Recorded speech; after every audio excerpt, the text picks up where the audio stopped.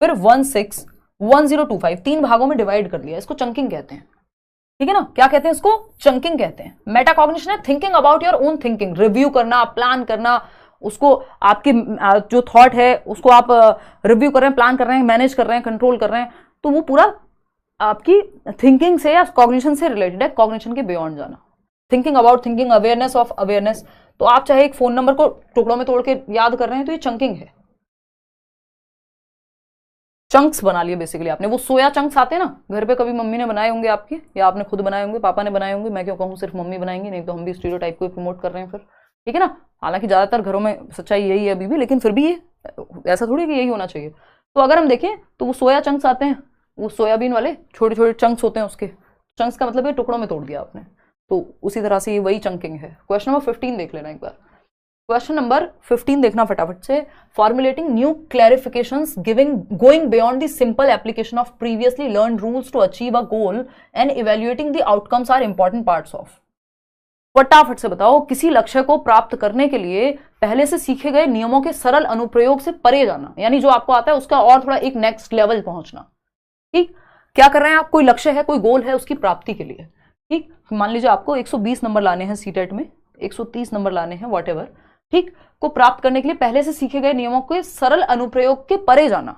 जितना सिर्फ याद कर लिया वही नहीं, उसको अप्लाई कैसे करेंगे, इसके भी आप एक नेक्स्ट लेवल जा रहे हैं, नए क्वेश्चन सॉल्व कर रहे हैं, देख रहे हैं कैसे पूछा जा सकता है।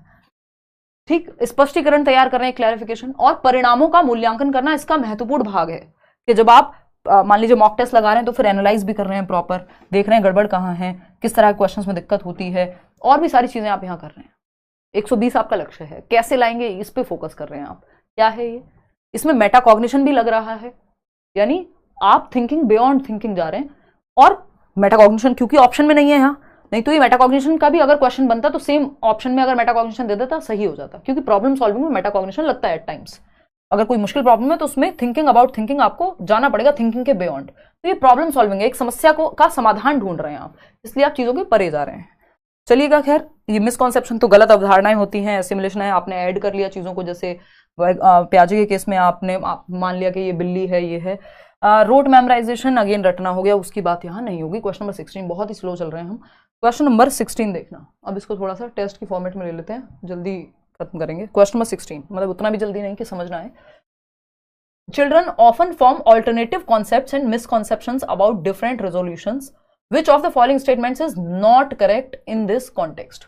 बच्चे अक्सर विभिन्न संकल्पों के बारे में वैकल्पिक संकल्पनाएं या फिर भ्रांतियां बना लेते हैं कि भाई बच्चे ने देखा हरे रंग का पानी तो उसको पता है भाई ग्रीन कलर का होता है पानी, जबकि वाटर इज कलरलेस। टीचर ने पढ़ाया क्लास में कि बेटा पानी का कोई रंग नहीं होता, अब वो कहेगा नहीं मैंने तो हरे रंग का पानी भी देखा है तालाब में, या स्विमिंग पूल में, तालाब में मैंने हरे रंग का देखा है, ब्लू कलर का स्विमिंग पूल में देखा है, मैं अपनी नाना के यहाँ गया था, नानी के यहाँ गया था, बुआ के यहाँ गया था, व्हाटएवर, और मैंने तो मुंबई में स्विमिंग पूल देखा था मैम। एक बच्चा मान लीजिए जो गाँव में रहता है उसमें तो मैंने ब्लू कलर का पानी भी देखा था। तो अब बच्चे की ये भ्रांति है, उसके एक्सपीरियंस के आधार पे एक मिसकॉन्सेप्शन बन गया है जो साइंटिफिकली सही नहीं है, लॉजिकली सही नहीं है, बट उसके अनुभव के आधार पे बना है। तो इसको डिस्कशन करके ठीक कराना होता है, चैलेंज करके। ऐसा नहीं है कि ये कहें कि गलत बना ही नहीं सकता बच्चा, भाई बनाएगा वो अपने आधार, अपने एक्सपीरियंस के आधार पे। तो ये जो मिसकॉन्सेप्शन, इनको रॉन्ग कॉन्सेप्शन ना कह के एक तो मिसकॉन्सेप्शन या नाइव कॉन्सेप्शन कहते हैं, या ऑल्टरनेटिव कॉन्सेप्शन कहते हैं कि बच्चा इस तरह से भी ऑल्टरनेटिवली सोच सकता है, वैकल्पिक तरीके से सोच सकता है कि इसका उसका सोचने का नजरिया डिफरेंट हो सकता है। ठीक, तो जैसे एक बच्चा है, जो वो क्वेश्चन नहीं था कि एक बच्चा है जिसको लगता है उसके पापा रोज मदर डेयरी से दूध लेकर के आते हैं तो उसको लगता है मदर डेयरी पे बनता है दूध, तो ये नाइव कॉन्सेप्शन है, लॉजिकली सही नहीं है, साइंटिफिकली सही नहीं है, बट उसके अनुभव के आधार पर उसने वो एक ऑल्टरनेटिव वैकल्पिक अवधारणा, एक वैकल्पिक कॉन्सेप्ट बना लिया है। तो इसको आपको प्रमोट तो नहीं करना होता, डिस्कशन करके खत्म या ठीक कराना होता है, लेकिन ये नहीं है कि आप ये कहें कि बनाए ही ना बच्चे, ऐसा नहीं हो सकता। ये सिर से पैर वाला क्वेश्चन कोई पूछ रहा है, लास्ट क्वेश्चन वही है आज के सेशन में, देख के जाना आराम से। ठीक, तो नॉट करेक्ट, बताइए क्या करेक्ट नहीं है। The formulation of alternative concepts and misconceptions is very natural in childrens and adults. कई बार एडल्ट्स में भी गलत अवधारणाएं बन जाती हैं। आपने कोई गलत वीडियो देख लिया, कोई आजकल तो इतनी फेक न्यूज वगैरह है, वो सब देख लिया तो आपको लगेगा सब कुछ गलत ही हो रहा है दुनिया में। ठीक, तो ये होता है, नेचुरल है। अ टीचर शुड, आपके एक्सपीरियंस के आधार पर बन सकती है गलत अवधारणाएं। A teacher should strongly discourage alternative conceptions and misconceptions formed by children. एक अध्यापिका को बच्चों द्वारा गठित वैकल्पिक संकल्पनाओं और भ्रांतियों को सख्त रूप से हतोत्साहित करना चाहिए कि जो भी बच्चे ने किए उनको डिस्करेज कर दो।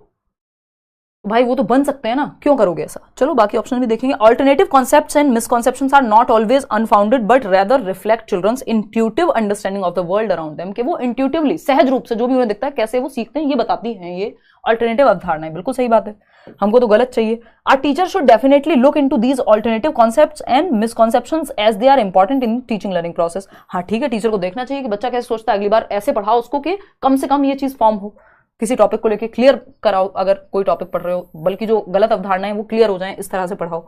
अ टीचर शुड स्ट्रांगली डिस्करेज, ये कहना गलत होगा कि हतोत्साही बच्चों को फटकार लगाओ, उनको रेप्रीमेंड करो। ये रेप्रीमेंड में क्यों बोल रही हूँ, क्योंकि पेपर में पूछा जाएगा।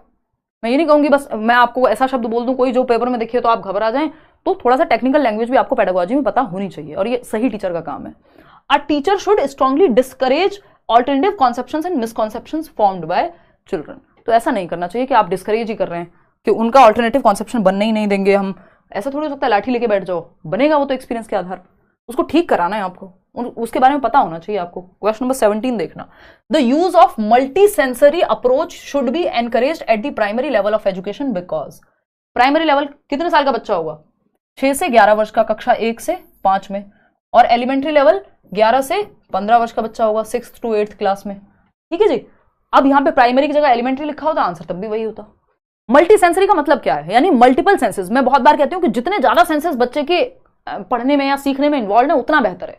कि आपने बच्चे को कोई पिक्चर भी दिखाई हुई है, कुछ सुना भी रहे हैं, आप उसको कोई एक्टिविटी भी करा रहे हैं, जितने ज्यादा मैक्सिमम सेंसेस इन्वॉल्व होंगे जिस आंसर में उतना अच्छा है। ठीक, तो शिक्षा के प्राथमिक स्तर पर बहुसंवेदीय उपागम कैसा है, अब भाई अच्छा ही है।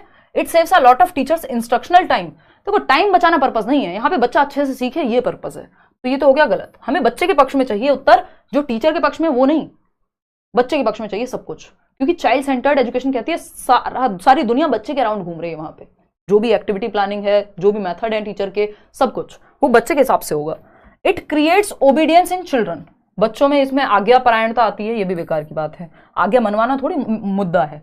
It makes learning more effective. ये कहना सही हुआ कि जितने ज्यादा सेंसेस बच्चे के इन्वॉल्व होंगे एक्टिविटी में, उतना बेहतरी से वो सीखेगा, पूरा इन्वॉल्वमेंट हो जाता है। फिर कि उसने पिक्चर भी देखी हुई है, जब हार्ट के बारे में पढ़ रहा है तो हार्ट की पिक्चर भी देखी है, आर्टरीज दिखाई है, या जो भी चीजें वीडियो में भी देखी है मान लीजिए, या सुना है, तो वो जितने ज्यादा सेंसेस इन्वॉल्व है उतना बेहतर है। हालांकि इतने छोटे लेवल पे आप हार्ट नहीं पढ़ाने लग जाएंगे।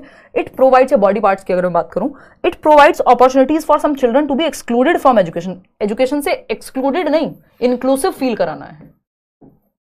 ये सबके लिए है शिक्षा, ये नहीं है कि अलग थलग कर दो आप, कुछ बच्चों को बिल्कुल अलग कर दिया एजुकेशन से। क्वेश्चन नंबर 18 देखना एक बार, बताइएगा। नेशनल एजुकेशन पॉलिसी पे एक क्वेश्चन है, हालांकि पिछले 2-3 बार से नेशनल एजुकेशन पॉलिसी पे क्वेश्चन आ नहीं रहे हैं, बट क्या पता इस बार आ जाए एक आध क्वेश्चन, बट मुझे लगता नहीं। देखिएगा फटाफट से क्वेश्चन नंबर 18 का जवाब दीजिए। क्वेश्चन नंबर 18, थोड़ा सा नेशनल एजुकेशन पॉलिसी के बारे में बात कर लेंगे, इनकेस क्वेश्चन आ जाए तो आप अपनी समझ से सॉल्व कर पाए। एक सेशन है बट आपकी प्रॉब्लम्स बहुत सारी इसमें सॉल्व हो ही जाएंगी। Which of the following statements, और ऐसा नहीं अगर किसी को क्वेश्चन ऐसे लग रहे हो हाँ ठीक मतलब हो पा रहे हैं मेरे से, तो पेपर में ये नहीं आएगा भाई, पेपर इसी के अराउंड आएगा, क्योंकि सिलेबस यही है, बार बार चीजें पूछी जाती हैं। ऐसा थोड़ी कहीं तीसरी जगह से आपको फेल करने के लिए पेपर नहीं बनाया जाता है ना। Question which of the following, वो भी सीटेट तो एटलीस्ट उसको ऐसे सोचो भी मत। Which of the following statements is proposed in the national education policy 2020। Syllabus से भटकता नहीं है पेपर। एनईपी 2020 में कौन सा कथन प्रस्तावित हुआ है? फर्स्ट ऑप्शन है being multilingual has high cognitive benefits for child students, हैं फॉर स्टूडेंट्स। ठीक, बाल विद्यार्थियों के लिए, लर्नर्स भी लिख सकते थे लोग, बहुभाषी होने के उच्च संज्ञानात्मक लाभ हैं। यानी अगर मल्टीलिंगुअल क्लासरूम है जहां पे कई तरह की भाषाएं, एक बच्चा है जो पंजाबी बोलता है, दूसरा बच्चा है जो गुजराती बोलता है, तीसरा बच्चा है हिंदी बोलता है, चौथा बच्चा है उर्दू बोलता है, कोई फारसी, कोई संस्कृत, व्हाटएवर, यानी अलग अलग भाषाएं एक क्लास में बोली जाती हैं, तो ये बच्चे के दिमाग के विकास के लिए अच्छा है। बिल्कुल सही है, रिसर्च कहती है या दो से अधिक भाषाएं जानने वाले बच्चे, या 2 भाषाएं अगर आप जानते हैं एक से, तो आपका संज्ञानात्मक स्तर बेहतर होता है। यानी मल्टीपल लैंग्वेजेस आपके दिमाग के स्तर को भी बेहतर करती है, क्योंकि अब आप 2 भाषाओं में पढ़ पाएंगे, जान पाएंगे, 2 भाषा के लोगों को देख पाएंगे। अगर मान लीजिए मुझे हिंदी इंग्लिश आती है तो मैं हिंदी और इंग्लिश दोनों में किसी ने अगर कुछ भी लिटरेचर लिखा है वो पढ़ पाऊंगी, इंटरव्यूज देख पाऊंगी उन लोगों के, किताबें पढ़ पाऊंगी, 70 चीजें, क्योंकि मेरे पास जितनी भाषाएं मुझे आती हैं उतना बेनिफिट है। तो ये संज्ञान में हमारे दिमाग के विकास में हेल्प करती है। मल्टीलिंगुअल क्लासरूम इसको बढ़ावा देती है आपकी नेशनल एजुकेशन पॉलिसी, बिल्कुल सही बात है। फिर भी बाकी ऑप्शंस देखते हैं। Being educated in one's mother tongue is a hindrance in education in educational and technological progress. ये कहना बिल्कुल गलत होगा कि मातृभाषा में मत पढ़ाओ, मदर टंग में ही पढ़ाओ प्राइमरी लेवल